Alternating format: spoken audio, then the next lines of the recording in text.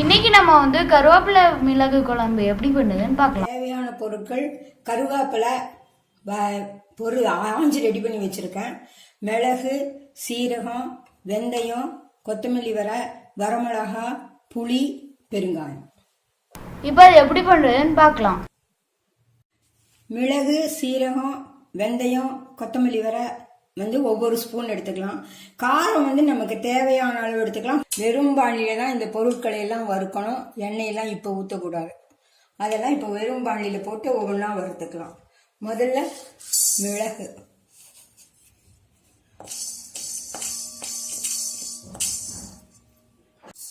இது சீரகம்,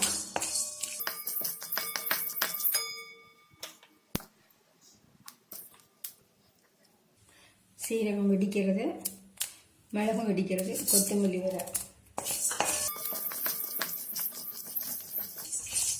கொஞ்சம் வெந்தயம்,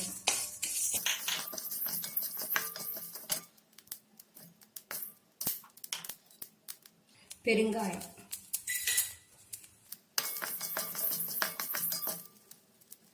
பெருங்காயத்துக்கு மிளகா. நல்லா வாசனை வருது. இப்போ வாசனை வரவும் எடுத்து அதை கொட்டிக்கணும்.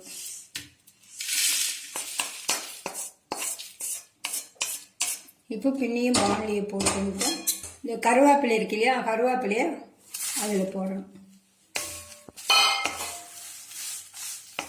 கொஞ்சம் சூடுபடுத்தினோம்னா மசிஞ்சுக்கும். அதுக்கோசரம் தான் இது வறுத்துக்கிறது. கொஞ்சம் சூடு வறுத்தாச்சு எடுத்துடலாம். ஆற வச்சுட்டு இதெல்லாம் போட்டு அரைச்சிக்கலாம். மிளகு, சீரம் இதெல்லாம் வறுத்தது எல்லாத்தையும் இதுக்குள்ளே போட்டுட்டேன். கருவேப்பிலையும் போட்டாச்சு. அதோட அதுக்கு தேவையான உப்பையும் போட்டு அரைச்சிக்கணும். வறுத்ததெல்லாம் அரைச்சி எடுத்துட்டாச்சு. இப்போ ஒரு பாண்டியில் நல்லெண்ணெய் ஊற்றினாதான் நல்லா இருக்கும். ஒரு கரண்டி, பெரிய கரண்டியில் ஒரு கரண்டி ஊற்றணும். இதுக்கு கடுகு போட்டிருக்கேன். வரமிளகாய்,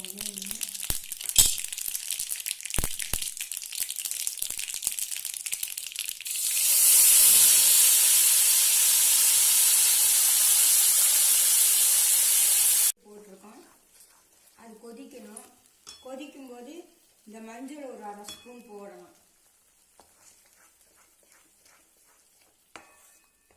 இந்த தண்ணி வத்துற வரைக்கும் நல்லா கொதிக்க வச்சு எடுத்து வச்சுட்டோம்னா இது சாத்துக்கு போட்டு சாப்பிடலாம். சுடுற சாத்துல போட்டு சாப்பிட்டா நல்லா இருக்கும். எண்ணெய் ஊற்றி எல்லாத்தையும் நல்லா வதக்கணும்னு இப்படி பாண்டியில ஒட்டாம வரணும். இந்த எண்ணெய் வெளியில வருது பாருங்க. பாண்டியில ஒட்டாம வருது இல்லையா, இந்த மாதிரி எடுத்தாதான் நல்லா இருக்கும். இது இட்லிக்கு இதுக்கெல்லாம் தொட்டுக்கிறதுக்கு, சாதத்துல பிசைஞ்சு சாப்பிட்றதுக்கு நல்லா இருக்கும்.